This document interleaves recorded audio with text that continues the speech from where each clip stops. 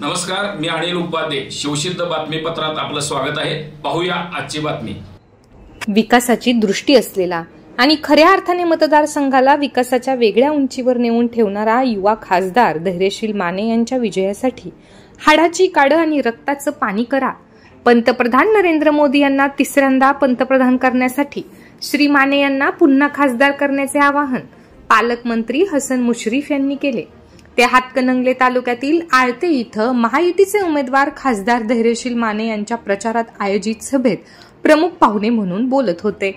अध्यक्षस्थानी माजी जिल्हा परिषद सदस्य अरुणराव इंगवले हे होते.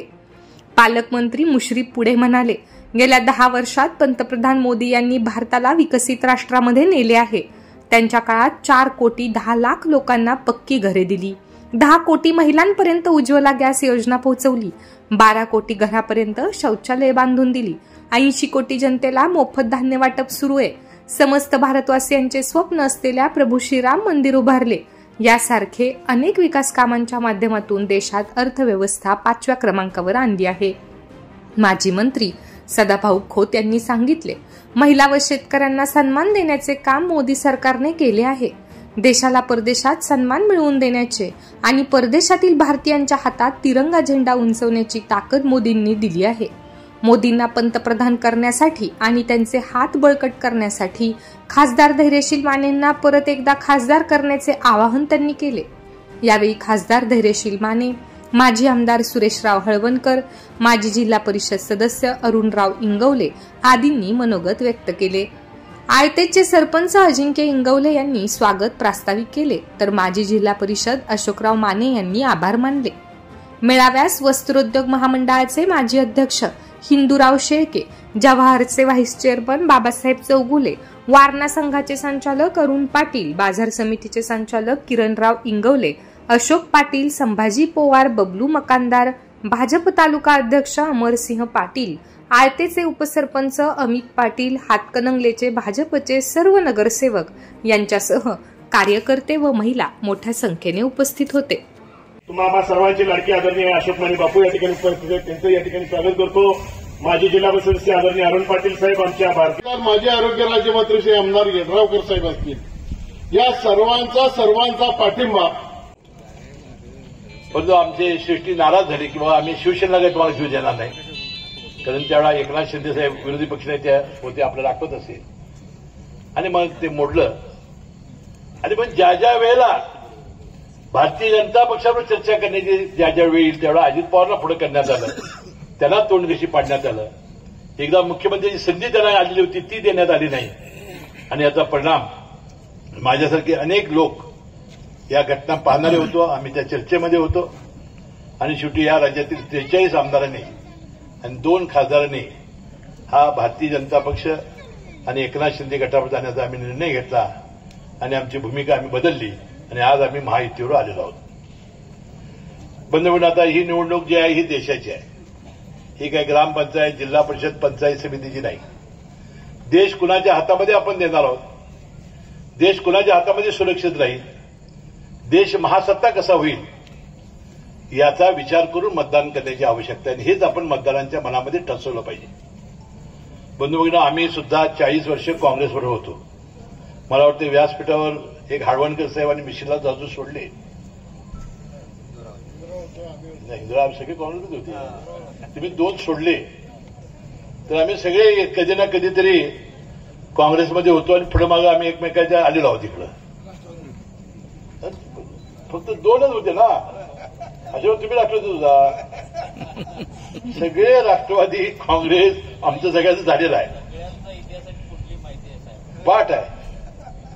मी सगळ्या भावात काही मी काँग्रेसवर टीका करण्यासाठी बोलत नाही, परंतु नरेंद्र मोदी साहेब 10 वर्षापूर्वी पंतप्रधान झाल्यानंतर त्यांनी काय काय गोष्टी केल्या देशासाठी, देश महासत्ता बनण्यासाठी, त्याचा थोडासा उल्लेख करून तुम्हाला प्रचारात मुद्दे पाहिजेत त्याची थोडंसं मी या प्रचारामध्ये सांगणार आहे. पण काँग्रेसला 40 वर्षात का जमलं नाहीये त्याचं उत्तर माझ्याजवळ नाही. हे नरेंद्र मोदींनाच का मोजलं, कारण एका गरीब आणि सामान्य कुटुंबातून आल्यामुळं आणि आपल्या या काँग्रेसमध्ये कुटुंबशाही असल्यामुळं मला वाटतं हे निर्णय घेण्यामध्ये फार मोठ्या त्यावेळी अडचणी त्यांना आल्या असाव्यात.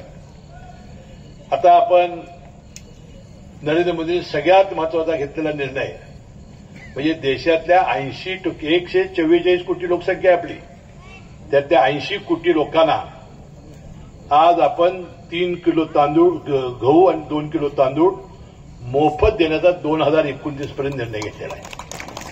आणि आमच्या युती शासनानं म्हणजे शिंदेसाहेब, फडणवीस आणि अजितदादा पवार यांच्या शासनाने दर सणाला 6 वस्तू आपण आनंदाचा शिधा 100 रुपयेमध्ये देण्याचा निर्णय घेतलेला आहे. म्हणजे छत्रपती शिवाजी महाराजांची जयंती होती, गुढीपाडवा होता, दीपावली होती, या सगळ्या सणाला म्हणजे 80 कोटी लोकांना. यापूर्वी 25 कोटी लोक हे दारिद्र्यरेषेकडची वर आणण्याचं काम मोदी साहेबांनी केलेलं आहे. या देशातल्या जवळजवळ 5 कोटी 10 लाख लोकांना स्वतःचं हक्काचं घर मिळवून दिलं आहे प्रधानमंत्री आवास योजनेमधून, रमाईमधून, इतर योजनेमधून. आता आपल्याला माहिती आहे की ग्रामीण भागातल्या महिला हे जेवण करतात चुलीवर. आता हे चुलीची फुकणी घेऊन घेऊन त्यांच्या छातीचं भातं झालं होतं.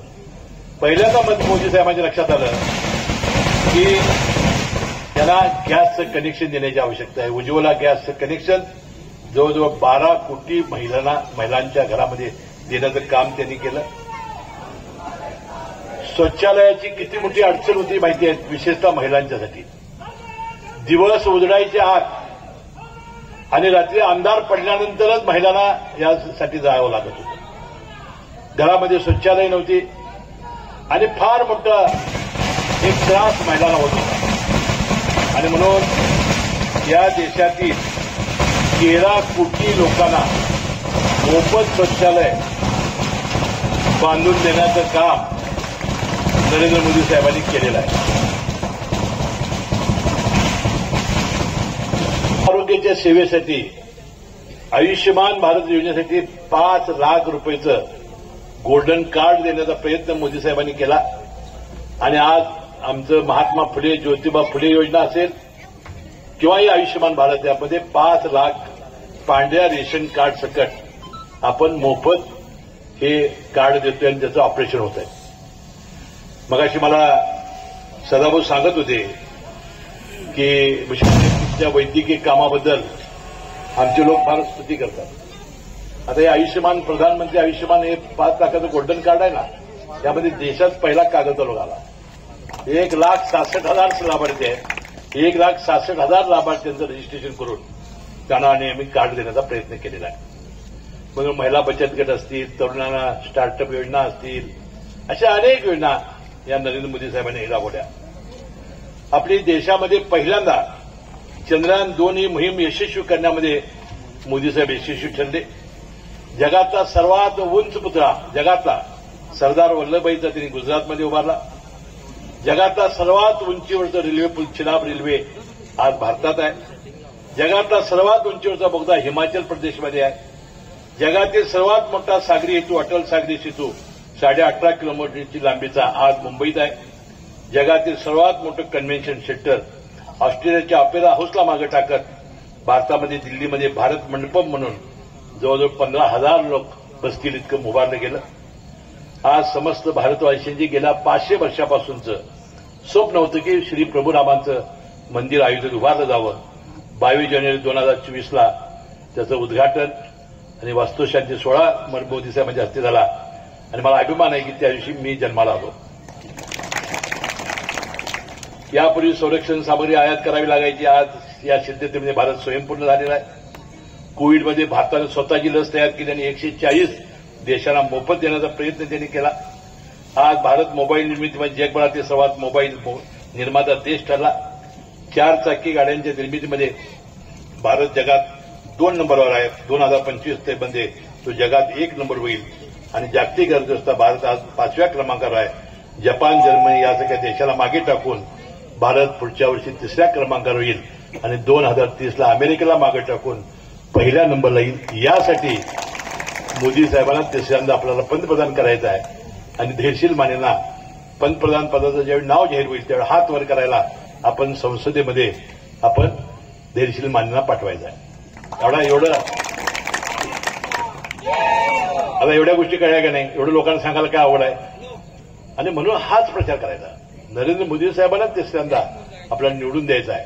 आता उमेदवारांच्या बद्दल कधीही निगेटिव्ह निवडणूक देशाची आहे. धनुष्यबाणाला मत म्हणजे देशाच्या प्रधानमंत्र्याला मत हाचा निर्णय करणारी निवडणूक आहे. या देशामध्ये आपल्याला नरेंद्र मोदी पंतप्रधान पाहिजे की राहुल गांधी पंतप्रधान पाहिजे याचा निर्णय घेणारी निवडणूक आहे. तुम्हाला नरेंद्र मोदींना पंतप्रधान करायचं आहे? काय आवाजच येत नाही. किती जणांना वाटतंय नरेंद्र मोदींना करायचं आहे? म्हणजे धनुष्यबाणाला मतदान केल्यानंतर दिल्लीमध्ये ज्यावेळेला तिसऱ्यांदा मोदीजी पंतप्रधान पदाची शपथ घेऊन जातील आणि पार्लमेंटमध्ये त्यांना विश्वास मत व्यक्त करावं लागतं. एक मताने अटल बिहारी वाजपेयींचं सरकार पडलं होतं, तुम्हाला माहिती नसेल. एक मताची खूप मोठी किंमत आहे. आणि म्हणून ज्यावेळेला नरेंद्र मोदी तिसऱ्यांदा प्रधानमंत्री पदाची शपथ घेऊन पार्लमेंटमध्ये जातील, त्या पार्लमेंटमध्ये आपल्या हातकलंगले लोकसभेचा खासदार धैर्यशील माने हा मोदींना विश्वास मत देण्यासाठी त्या ठिकाणी उभा पाहिजे, लक्षात ठेवा. आणि त्यामुळे आपलं योगदान या राष्ट्रीय कार्यामध्ये खूप मोठं आहे. मगापासून सगळ्यांनी योजना सांगितली, मी त्याच्यामध्ये जाणार नाही. पण आता मोदींनी काल जो जाहीरनामा केलाय, मोदींची गॅरंटी मोदींनी सांगितली आहे की या येणाऱ्या 5 वर्षामध्ये महिलांना लखपती दीदी बनवण्याचा कार्यक्रम मोदींनी जाहीर केलाय. प्रत्येक महिलेला लखपती करण्याचा शब्द मोदींनी गॅरंटी दिलेली आहे. आणि मोदींची गॅरंटी सोपी नसते, एकदा त्यांनी ठरवलं की झालं. मोदींनी दुसरी गॅरंटी दिलेली आहे. राम मंदिर झालं, अयोध्या झालं, काशी विश्वनाथ झालं, 370 झालं.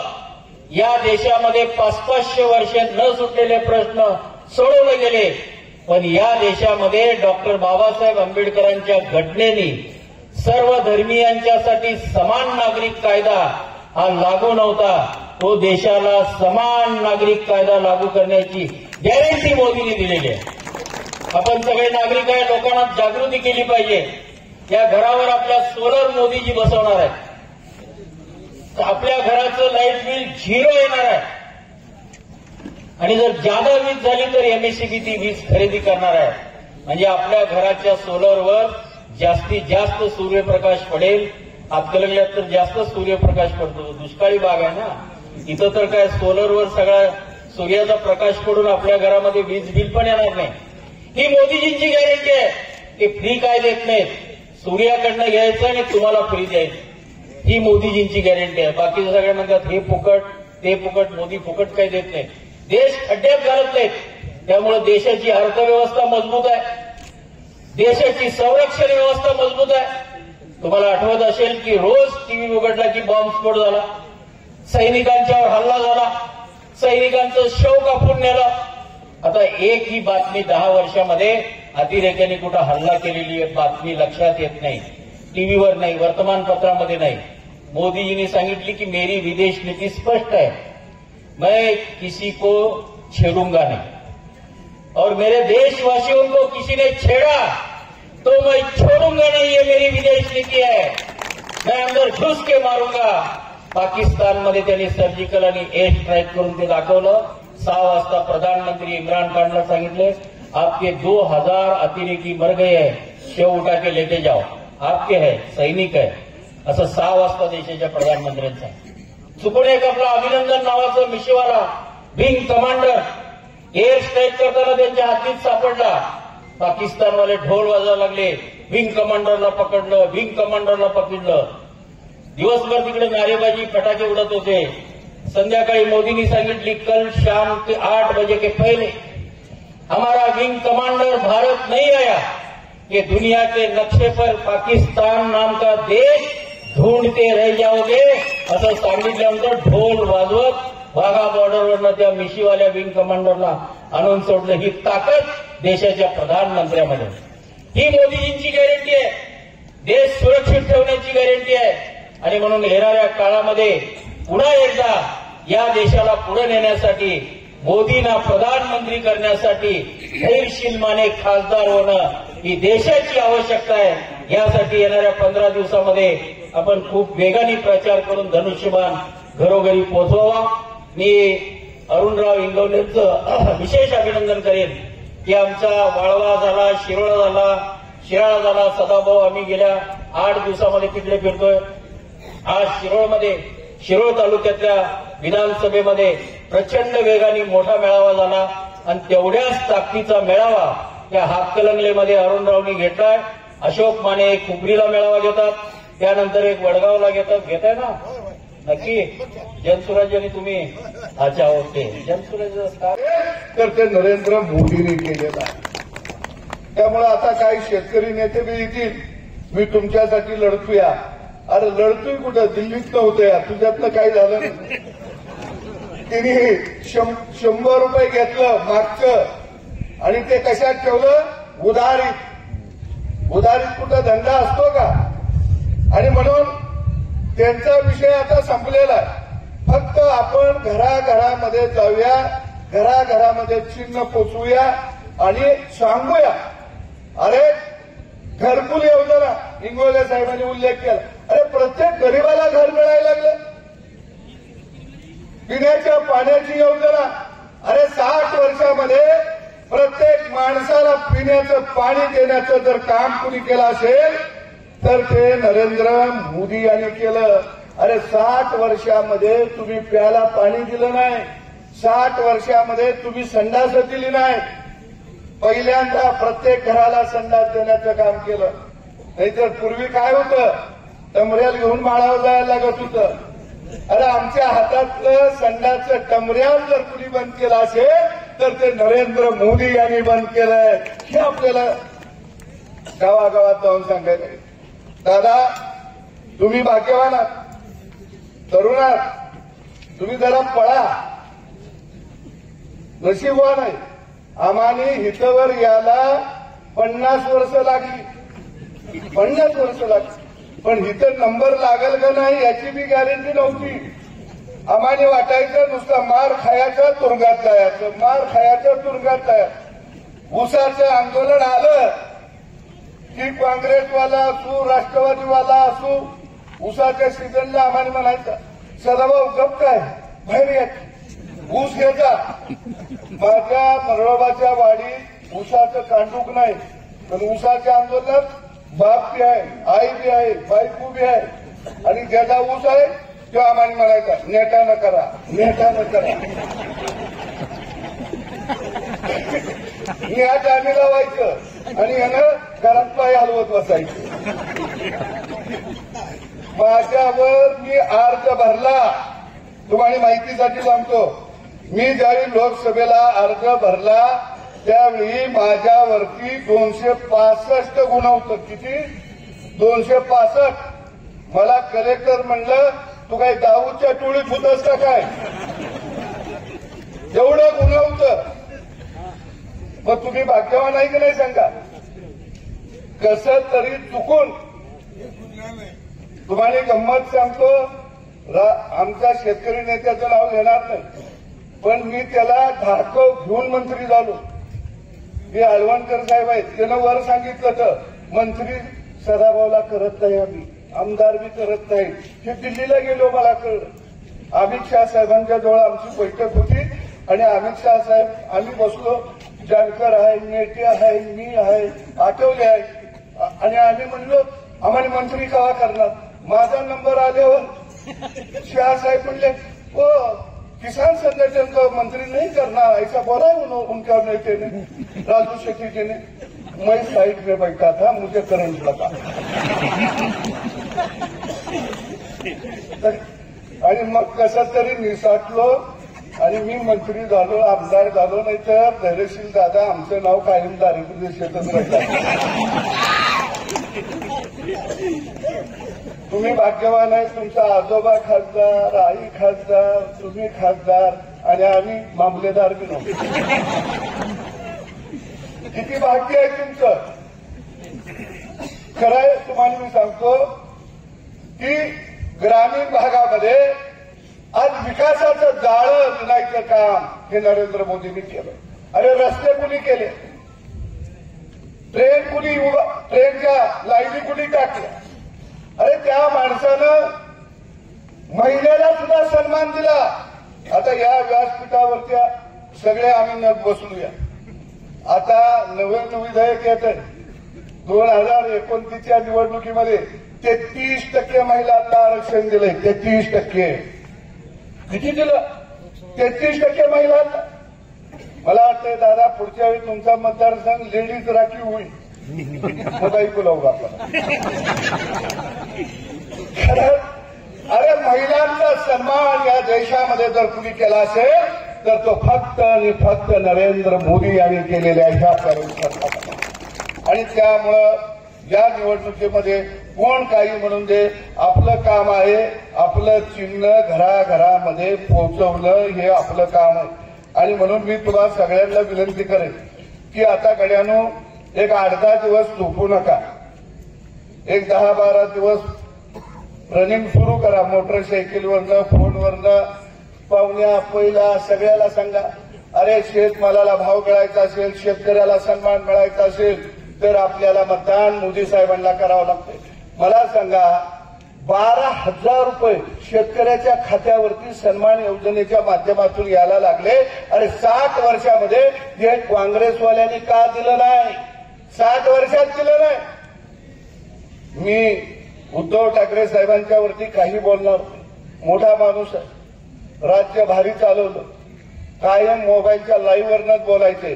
तुम्ही घरात बसा, तोंडाला मास्क लावा आणि काय खावा, शान खावा. अरे करोनाच्या काळामध्ये तुम्ही आम्हाला काय सुविधा दिल्या शेतकऱ्याला? शेतकऱ्याचा भाजीपाला शेतामध्ये सडत होता, दूध घरामध्ये पडलेलं होतं. काय दिलं तुम्ही? करोनाच्या काळामध्ये तुम्ही काही दिलं नाही. अरे नरेंद्र मोदी जर नसते तर आम्हाला करोनाची लस मिळाली नसती. अरे जगामध्ये 200 कोटी जनतेला मोफत लस देण्याचं काम कोणी केलं असेल तर ते फक्त आणि फक्त नरेंद्र मोदी यांनी केलेलं आहे. 200 कोटीची ती. आणि मग यांचा दंगा चाललाय. ईडीची चौकशी लावती ती, ईडीची चौकशी लावती ती. मी म्हणलो जे ईडी आहेत त्यांच्या मागे ईडी लागते, शहाण्याच्या मागे कशी लागत? माझा तर आळवणकर साहेब वर सांगा, ईडीची जरा गती वाढवा म्हणा. वाढवली पाहिजे. अरे त्याच्याकडे पैसा आहे त्याला काळजी आहे, त्याच्याकडे नाही त्याला 2 वेळच्या अन्नाची काळजी आहे. आणि म्हणून निश्चितपणानं ही निवडणूक देशाची निवडणूक आहे. ही निवडणूक ना गावची आहे ना ग्रामपंचायतची आहे. इंगोले साहेबांनी सांगितलं की देशाची निवडणूक. आपलं मतदान देशाचं भवितव्य ठरवण्यासाठी आपलं मतदान करणार आहे. आणि म्हणून निश्चितपणानं इथं आलेल्या मी शेतकऱ्यांना सगळ्या सांगतो, 60 वर्ष आपण काँग्रेसची सत्ता भोगली आहे. काय अवस्था होती 60 वर्षात? आज जर तुम्ही बघितलं त्यांच्यात प्रधानमंत्री कोण हे अजून नाव ठरलेलं नाही. प्रत्येकाला वाटतं मीच प्रधानमंत्री होणार आहे. नेमका कोण होणार त्याचा नेम नाही. काँग्रेस संपलंय. आणि मग अशा परिस्थितीमध्ये ज्यावेळी 4 जूनला निकाल लागेल आणि त्यावेळी या देशाचा प्रधानमंत्री नरेंद्र मोदी होत आहेत, ज्यावेळी सगळीकडे जल्लोष सुरू होईल त्यावेळी आपल्या या अंगावर गुलाल पडला पाहिजे. कारण प्रधानमंत्रीसाठी एक वाघ आम्ही दिल्लीला पाठवलेला आहे, त्याचा आनंद आपल्याला सुद्धा झाला पाहिजे. आणि म्हणून मी सगळ्या जमलेल्या तरुण पोरांना सांगेन की या देशाला औद्योगिकरणाच्या दिशेनं नेण्याचं काम मोदी साहेब करत आहेत. इन्फ्रास्ट्रक्चर देण्याचं काम खऱ्या अर्थानं मोदी साहेब करत आहेत. पिण्याच्या पाण्यापासून शेतीच्या पाण्यापर्यंत अगदी सौर ऊर्जेवरती सगळी कुटुंब, प्रत्येक घराला सौर ऊर्जेचं पॅनल लागलं पाहिजे. अशा अनेक दूरदृष्टी ठेवून त्या ठिकाणी खऱ्या अर्थानं मोदी साहेब काम करत आहेत. आणि म्हणून तुम्ही वाळव्यात काय चाललं अजिबात बघू नका. अरे आम्ही आहे तिथं, कोण बी गडी केवढा बी उठली, आम्ही तिथं ताकदीनं काम करणार आहे. शिराळ्यामध्ये आम्ही ताकदीनं काम करणार आहे. तुम्ही फक्त एकच काम करा, गेल्या वेळी जेवढं मतदान पडलं तर तेवढं मतदान हातकणंगल्याचं आपल्याला पडलंच पाहिजे. यासाठी तुम्ही सगळ्यांनी कामाला लागा. दादा तुम्ही काय चिंता करू नका, फक्त तुम्ही पळत राहा. आणि पुढची 5 वर्ष आम्ही तुम्हाला रणा काढायला संधी देतोया, पण बॅट हातातनं खाली ठेवायची नाही.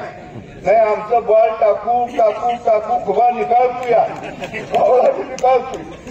पुढची 5 वर्ष तुम्ही नुसतं बॅटिंग करत राहा, रणा काढत राहा. आणि मी तुम्हाला सांगतो, तुमचं गेल्या वेळी जरा बिघाडलं, कारण गडी मोठं आलं तुमच्याकडे. तुम्ही राष्ट्रवादीवर वरच्या नेत्यांनी युती केली. तुमची ट्रेन गावाकडे यायच्या ऐवजी बारामतीकडे जाऊन घुसली. तुमचा काही प्रॉब्लेम नव्हता. तुमच्या ट्रेनचा ड्रायव्हरच रस्ताच चुकला, त्याला कळलंच नाही. त्याला कळत तोपर्यंत ती जी सत्ता गेली ती चुकी तुमच्या ड्रायव्हरची. पण दादा, निश्चितपणानं तुमच्याविषयी या मतदारसंघातल्या जनतेच्या मनामध्ये प्रेम. पुढच्या वेळी तुम्ही खासदार झाल्यावर शिरोळला जाऊ नका, शेतकरी नेत्याला भेटाय. तुम्ही मला काय म्हणता, मी दादाला म्हणलो, दादा तिकडे उसाकडे कुठे चाललाय? ते म्हणले नाही, आपण जायचं नाही तर ते आपल्याकडे आलं असतं. अहो, ते कुठं मसनात येऊन तिकडे जायचं. ते गडी सगळे ना त्याच्या येऊनच असतं, बरोबर आहे का नाही? तुम्हाला जायचं आहे ना, डायरेक्ट ह्यांच्याकडे या. ही फाटकी माणसं हीच खरी आपली शिवबाची सेना आहे, हीच खरी आपली सेना आहे, हीच खरी सेना आहे. आणि तुम्हाला सगळ्यांना सांगतो, आता शेतकरी नेता याला सुरू करील. मी उसाला भाव दिला, त्याला अजिबात दिलेला नाही. अहो, त्याने आंदोलन केलं नसतं तर यावर्षी उसाचा भाव 3500 रुपये मिळाला असता, 3500 रुपये. त्यानं कारखानदारांना म्हणलं, पुढचं देऊ नका, जरा मागचं मी मागतो, पुढचं गेलं सोडून. त्याने युती केली. त्यामुळं ऊस उत्पादक शेतकऱ्याचा घात झाला. आणि म्हणून या महाविकास आघाडी, ही महाविकास आघाडी नाही, ही महारोग्यांची आघाडी आहे. सगळी रोगी एका जागी आली. कारण ही महाविकास आघाडी म्हणजे दरोडेखोरांची टोळी आहे. आणि म्हणून या दरोडेखोराच्या टोळीला हात केल्यामुळे लोकसभा मतदारसंघामध्ये कुठेही जागा शिल्लक राहता कामा नये. प्रत्येक ठिकाणी धनुष्यबाणच असला पाहिजे, बाकी काही नाही. वाडीवर, वस्तीवर तुम्ही जावा, मोदीचा कार्यक्रम सांगा. अरे, राम मंदिर कुणामुळे झालं? का काँग्रेसनं केलं नाही? 370 कलम कुणी हटवलं? अरे, तुम्हाला या देशामध्ये एक देश, एक झेंडा, एक घटना हे कुणी अंमलात आणली? अरे, ही अंमलात आणली मोदीने आणली, मोदींनी. नाहीतर या जम्मू काश्मीरच्या चर्चा जगाच्या व्यासपीठावर चालत होत्या, आमचा का तुमचा, आमचा का तुमचा. पण नरेंद्र मोदींनी सांगितली, भारताची इंच जमीन ही भारताची आहे, दुसऱ्या कुणाची नाही. आणि 370 कलम त्या ठिकाणी हटवून टाकलं. एक घटना आणि एक झेंडा, तिरंगा जम्मू काश्मीरमध्ये फडकायला लागला.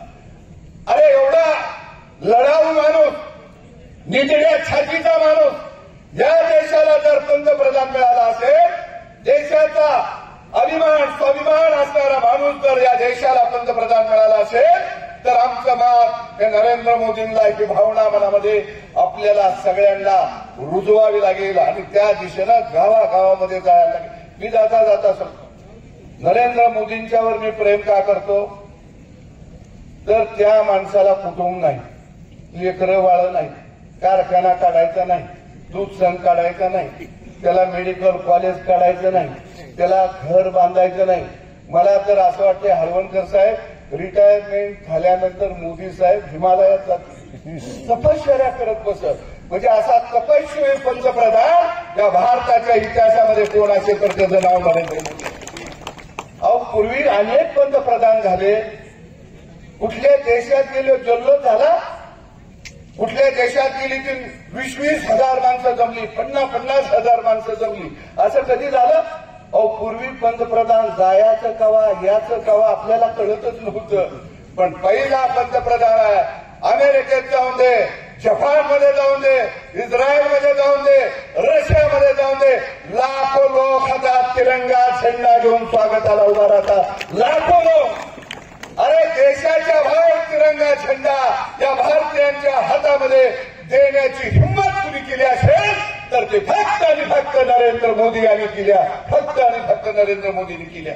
आणि म्हणून पाचट काढणारा गडी किती बी सांगायला येऊ तिथे तिकडं हवा सुटल्या, तिकडं हवा सुटल्या म्हणायचं. तुम्ही हवा भरायचा धंदा करू नका, हातात पंप घेऊ नका. ती सगळी हवा जी सुटलेली आहे ती फक्त नरेंद्र मोदींना पंतप्रधान करण्यासाठी सुटलेली आहे, हे आपल्याला सांगावं लागेल. आणि मी इथं आलेल्या सगळे प्रमुख कार्यकर्ते आहेत, त्यांना फोन लावला किती भाषाबान आमच्याकडे वारं जोरात आहे म्हणायचं. गाय दूध देते का देती, ती 10 लिटर देत असली तर 100 सांगायचं. त्याच्या बोलण्यात हायगाय करायची नाही, कारण मी बी बोलतच होतो नाही. हात कणंगले मीच लढवणार मी नाही म्हणलो माणसं राहतील का माझ्याकडे. येईल तो गाडी म्हणायचा भाव कसं काय जमत आलंय म्हणायचा. मला माहिती तू जमलेली नाही, जमत आलं. आता काय काय गाडी मला म्हणते भाऊ तुम्ही मागे सरला आता कसं. अरे निवडणूक झाली की शपथ होती आपली आहे. काय काय घडी रोज विचारायला येते की खरंच शपथ तुझी आहे का, खरंच आहे लाग का मला. कारण सत्ता खासदार साहेब वाईट आहे. मी भोगली, माझी गाडी आली, इंदोले साहेब वगैरे असायचं, हल्लं वाजायला लागला, मागणं 10-20 गाड्या लागायच्या प्रत्येक तालुक्यात 1 किलोमीटर अंग असायची. मला वाटायचं आपलं वजन लय वाढायला लागलं. मंत्रीपद गेलं, गाडीवालं बी गेलं, गाड्या बी गेल्या.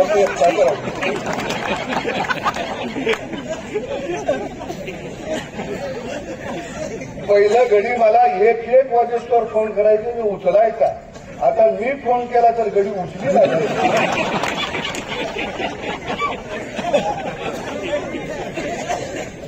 हे लय बाई हळवणकर साहेब, दुसरं सरकार आलं, मी मुंबईवरनं गावाकडे आलो गाडीतनं बसून. बॅग एक होती वर टाकली, थोड्या वेळानं खुर्ची टाकून रस्त्यावर बसलो. नेहमी सारखं माझ्या ध्यानातच नाही आपलं गेलंय सामान. आणि खुर्ची टाकून बसलो. रस्त्याला जाणाऱ्या येणाऱ्या गाडीचा माझ्या उजेड पडला की मला वाटायचं गडी आपल्याकडे यायला लागली. एकानं सुद्धा खासदार साहेब काच बी खाली केली नाही. मी एकटाच खुर्चीवर राहिली.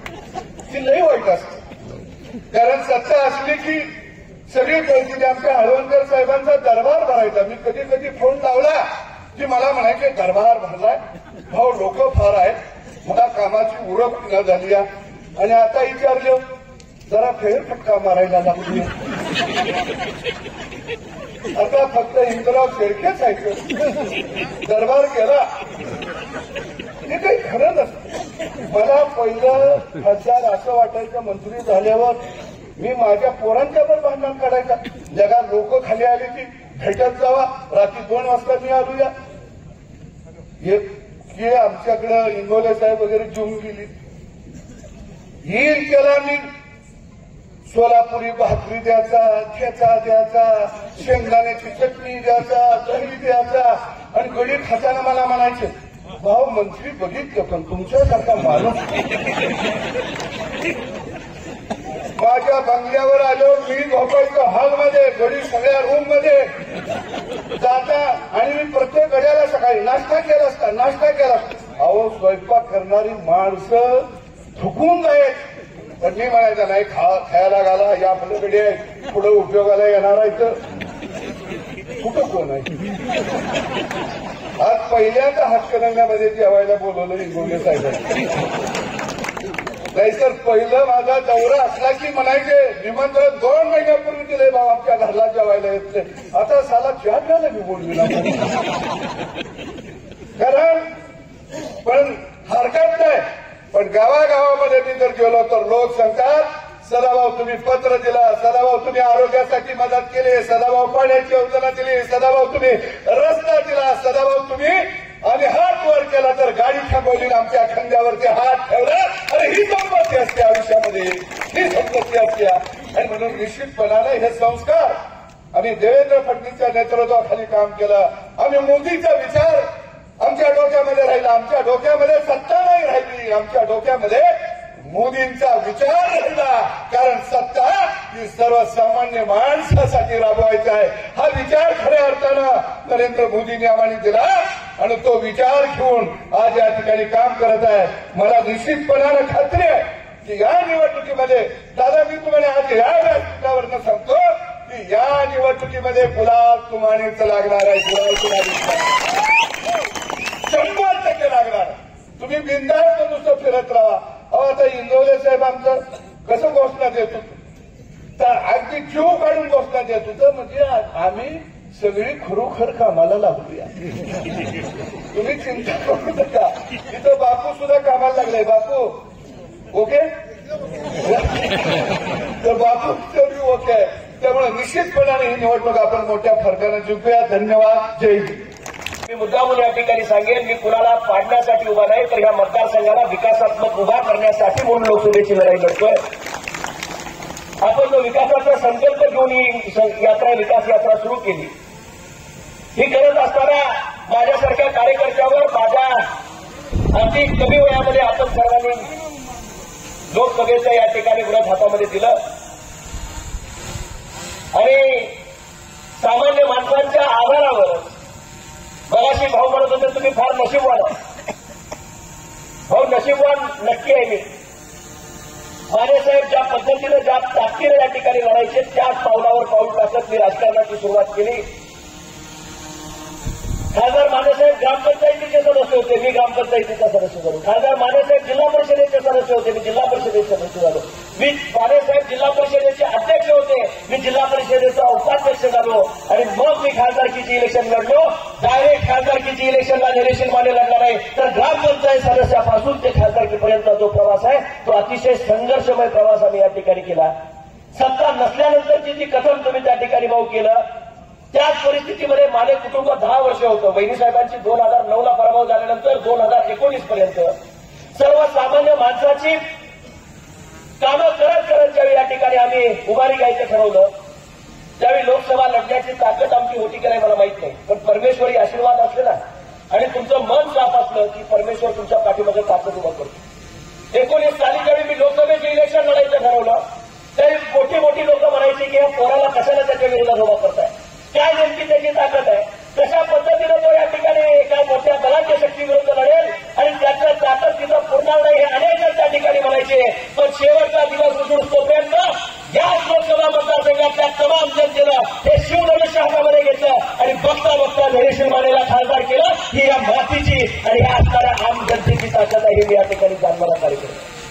तुम्ही ताकद दिली तुम्ही या ठिकाणी ते पापराखण केली म्हणून खऱ्या अर्थानं ते शिवधनुष्य आपण पेरू शकलो. कोरोनाचं संकट आलं महापुराचं संकट आलं लोक टीका करणारी करत राहतील विष कालवणारी कालवत राहतील पण मी त्याच्यावर कधीही टीका टिप्पणी करत नाही. जर आपण भाऊ गावागावामध्ये गेलो असतो रोज तुम्हाला भेटलो असतो खासदार म्हणून तुमच्या रोज पंक्तीला बसलो असतो जेवणावेळीला आलो असतो बारशाला गेलो असतो लग्नाला असतो पण जर समजा त्या गावामध्ये आलो असतो आणि मी म्हटलं असतो नाही मी तुम्हाला भेटतोय पण काम काय माझ्याकडनं 5 वर्षात झालं नाही याच लोकांनी टीका केली असती. नुसतं येतं जातं 1 रुपयाचं काम आमच्या गावामध्ये झालेलं नाही. खासदार खऱ्या अर्थानं कशासाठी असतो लोकसभेचं कामकाज नेमकं काय असतं लोकसभेचं कामकाज म्हणजे गावगाडा चालवणं नव्हे तर देशाचा गाडा चालवण्यासाठी म्हणून खासदार तुम्ही त्या ठिकाणी निवडता. देशाच्या संसदीय लोकशाहीला प्रगल्भ करण्यासाठी निवडता. देशाला दिशा देण्यासाठी त्या ठिकाणी निवडता. देशाची दिशा ठरवत असताना त्याची कमान कुणाच्या हातामध्ये असलं पाहिजे हे या ठिकाणी निर्णय घेणारी ही इलेक्शन आहे. देशाला जगाच्या पाठीवरची महासत्ता बनवायचं स्वप्न जे अब्दुल कलामांनी पाहिलं ते जर पूर्णत्वास कोंडत असेल तर ते आत्ताचे पंतप्रधान नरेंद्रजी मोदी नेता आहेत हे आपल्याला या ठिकाणी सांगितलं पाहिजे. नुसतं स्वप्न बघून उपयोगाचं नाही तर ते पूर्णत्वासाठी रात्रंदिवस झटणं महत्वाचं आहे आणि ते झटण्याची ताकद नरेंद्रजी मोदी साहेबांच्या मध्ये त्या ठिकाणी आहे. एक नेता जगाच्या पाठीवर स्वतःचं प्रतिबिंब इतक्या मोठ्या पद्धतीनं करतो. संजय देसाई साहेब अमेरिकेचा राष्ट्राध्यक्ष सुद्धा मोदी आल्यानंतर उठून उभा राहतो. G20 सारखी समिट आपण देशामध्ये या ठिकाणी घेऊ शकलो याचं कारण जगाला या ठिकाणी आरसा दाखवायची जगाच्या पाठीवर आमच्या देशाची असणारी ताकद ही ताकद खऱ्या अर्थानं लोहा मानायचं काम खऱ्या अर्थानं नरेंद्र मोदी साहेबांनी केलं. आज सुद्धा ही इलेक्शन आपण कशासाठी लढतो 370 कलम हटवलं म्हणून या ठिकाणी लोकांच्या मध्ये आनंदाचं वातावरण आहे. काश्मीर हा देशाचा अविभाज्य घटक आहे आणि त्या घटकाला आपल्या देशाशी जोडण्याचं काम जर कोणी केलं असेल तर ते नरेंद्रजी मोदी साहेबांनी केलं.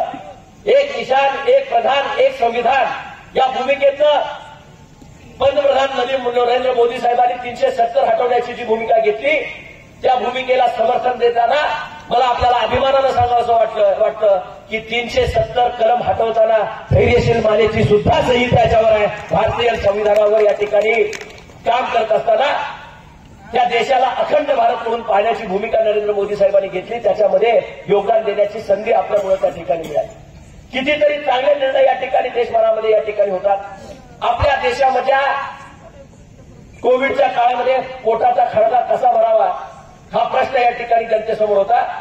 अन्न सुरक्षा कायदा या ठिकाणी तयार करण्यात आला आणि ज्याच्या माध्यमातून या देशातल्या 80 कोटी जनतेला धान्य पुरवायचं काम नरेंद्र मोदी साहेबांनी आजपर्यंत केलंय. कोविड संपला पण धान्य पुरवठा संपला नाही. आता सुद्धा भारताच्या 80 कोटी जनतेला 130 पैकी 80 कोटी जनता या ठिकाणी अन्न सुरक्षा कायद्याअंतर्गत या ठिकाणी धान्य घेते. हा खासदार म्हणून या ठिकाणी काम करत असताना आपल्याला नेमकं काय करायला लागेल? आपल्या गावागावामध्ये असणारी विकासाची या ठिकाणी मी माहिती पत्रक आपल्यापर्यंत त्या ठिकाणी देणार आहे. खासदारानं नेमकं काय काम केलंय, कोणती योजना आपल्या गावामध्ये आली, कुठला निधी आपल्या गावामध्ये आला याची माहिती आपल्यापर्यंत त्या ठिकाणी येणार आहे. जर खोटी असेल तर कुणी या ठिकाणी त्याला चॅलेंज करायला हरकत नाही. हा असणारा प्रगतीचा आलेख मी तुमच्या समोर ज्यावेळी मांडीत तर त्यावेळी खऱ्या अर्थानं दूध का दूध पाणी का पाणी होईल. 10 वर्षाच्या काळामध्ये मागच्या खासदारांनी काय निधी आमच्या गावाला दिला याची चौकशी तुम्ही करा आणि खासदारानं 2 वर्षामध्ये काय निधी दिला. कारण 3 वर्ष खासदारांचा निधीच बंद होता. कोविडच्या काळामध्ये देशाच्या सर्व खासदारांचा निधी बंद होता आणि त्या काळामध्ये काम करायला सर्वांनाच मर्यादा होत्या. सर्व निधी हा आरोग्याकडे आणि या ठिकाणी असणाऱ्या आरोग्य यंत्रणेकडे या ठिकाणी वळवण्यात आला होता. निश्चितपणे माझाही निधी त्याच्यामध्ये या ठिकाणी डायव्हर्ट करण्यात आला होता. पण तदनंतर मगाशी ज्याचा उल्लेख सन्मान्य सदाभाऊंनी केला, मॅच मला खेळायला पाठवलं 50-50 ओव्हरचे आहे म्हणून आणि पाऊस पडला. आज जसा पाऊस पडला ना तसं पाऊस पडला आणि 20-20 आहे म्हणून सांगितलं. अचानक 20-20 मध्ये प्रत्येक ओव्हरला षटकार मारण्याशिवाय माझ्यासमोर पर्याय नव्हता. मी जर तुमच्यापर्यंत दिसत राहिलो असतो तर गावागावामध्ये निधी दिसला नसता. तुम्हाला कदाचित खासदार कमी जास्त दिसला असेल पण प्रत्येक गावामध्ये खासदाराचा निधी दिसेल. हे काम बाकी धैर्यशील मानेने केलंय हे मी स्वाभिमानानं आपल्याला सांगतो. खासदाराचं काम काय असतं हे का आपण समजून घेतलं पाहिजे. नॅशनल हायवे हे खासदाराचं काम आहे. आपल्याकडे सांगली कोल्हापूरला जाणारा रस्ता मृत्यूचा सापळा म्हणून दरवर्षी त्याच्यावर लेख यायचे. आजपर्यंतच्या इतिहासात कधीही त्याला नॅशनल हायवेचं स्वरूप आलं नव्हतं. हळवणकर साहेब, नितीन गडकरी साहेब शिरोलीला त्या ठिकाणी आले आणि आपण त्यांना या ठिकाणी शेळके साहेब मागणी केली की या रस्त्याचा आपण या ठिकाणी दर्जा वाढ करा आणि याला नॅशनल हायवेमध्ये घाला. त्या रस्त्याला नुसतंच त्यांनी नॅशनल हायवेमध्ये घातलं नाही. शिरोली म्हणजे हातकणंगल्याला आणि शिरोळ तालुक्याला जोडून खऱ्या अर्थानं सांगलीला जाणाऱ्या रस्त्याला, कोल्हापूर आणि सांगलीला जोडणाऱ्या रस्त्याला 800 कोटी रुपयाचा निधी नितीनजी गडकरी साहेबांनी दिला आणि ह्या रस्त्याचं या ठिकाणी आता कायापलट होणार आहे. तुम्ही चौकातच्या पर्यंत कुठे गेला असाल तर तुम्हाला लक्षात येईल. चौकातपर्यंत जाणारा रस्ता या ठिकाणी आंब्यापासून आला. खासदार धैर्यशील माने झाल्यानंतर त्या रस्त्याला नॅशनल हायवेमध्ये घालण्याचं सेक्शन आपण काम केलं.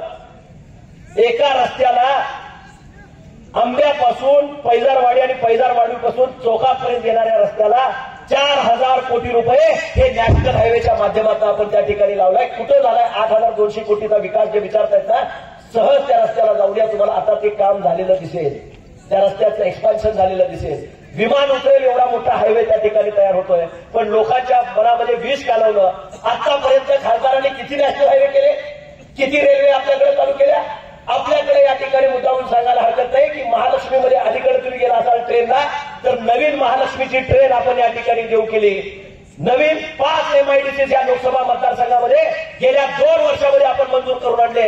एक सातळीला शावळी तालुक्यामध्ये, नंतर दुसरी डोनोली आणि आवळी गावामध्ये, तिथे या ठिकाणी पन्हाळा आणि शेववाडीच्या हद्दीमध्ये, तिसरी त्या ठिकाणी अकिवाट आणि टाकळीच्या याच्यामध्ये आणि चौथी खऱ्या अर्थानं असणाऱ्या आष्ट्यामध्ये सांगली जिल्ह्यामध्ये आपण त्या ठिकाणी केली. आणि हातकणंगले आणि शिरोळ तालुक्याच्या बाउंड्रीवर मी मागणी केली होती. आपण आम्हाला सगळे जाऊन त्या ठिकाणी जाऊन आलो. ड्रायपोर्ट या ठिकाणी आपण तयार करतोय. या पुढच्या 5 वर्षामध्ये मी पहिल्यांदा ज्यावेळी भाषण केलं त्यावेळी या ठिकाणी सांगितलं होतं, मी हातात दगड नाही पेन देणार. मी माझ्या आम जनतेला या ठिकाणी सांगू इच्छितो, पुढच्या येणाऱ्या 5 वर्षामध्ये किमान 10,000 कोटी रुपयाची इन्व्हेस्टमेंट या सगळ्या MIDCs मध्ये आणायचं नियोजन मी खासदार म्हणून त्या ठिकाणी करतो. ते करत असताना असाच निधी येत नाही, त्याच्यासाठी धडपडावं लागतं. खासदार म्हणून तिथं भांडावं लागतं. 365 दिवसापैकी 160 दिवस किमान त्या ठिकाणी अधिवेशनामध्ये त्या ठिकाणी जातात. खासदार म्हणून तिथं विविध विषयावर त्या ठिकाणी बोलावं लागतं. खासदारांना फक्त आपल्या लोकसभा मतदारसंघाचे प्रश्न मांडून चालत नाहीत, मतदारसंघाचे प्रश्न तर मांडावेच लागतात. पण काश्मीर पासून कन्याकुमारी पर्यंत पॉलिसी मेकिंगचं काम हे खासदाराचं काम असतं. त्या कामाला आपण या ठिकाणी तुम्ही ग्रामपंचायतीमध्ये आता या ठिकाणी बरेच जण सदस्य असतील. ग्रामपंचायतीमध्ये गेला आणि बिहारमध्ये काय चाललंय याच्यावर बोलायला लागलं तर चालेल काय? युपीमध्ये आता काय चाललंय याच्याबद्दलची या ठिकाणी माहिती दिली तर चालेल काय? तसंच खासदार झाल्यानंतर कुठल्या गावामध्ये काय चाललंय याच्याबद्दल या ठिकाणी बोलता येत नाही. तर संपूर्ण राष्ट्राला काय अपेक्षित आहे आणि त्या राष्ट्राच्या योजना तयार करत असताना आपल्या लोकांच्यासाठी त्याचा काय फायदा होईल याची रूपरेषा असणं हे खासदाराचं त्या ठिकाणी काम असतं. मी निश्चितपणे आपल्याला सांगेन, आज जे अन्न सुरक्षेचा कायदा आहे हा कायदा आहे आणि तो कायदा तयार करणारी संसद आहे आणि त्या संसदेचा मी एक सदस्य आहे. करोनाच्या काळामध्ये लस वाटण्यासाठीचा कायदा तयार करण्यात आला, त्याचा मी त्या ठिकाणी सदस्य आहे. कामं करत असताना राष्ट्रीय महामार्ग किती हजार किलोमीटरचे तयार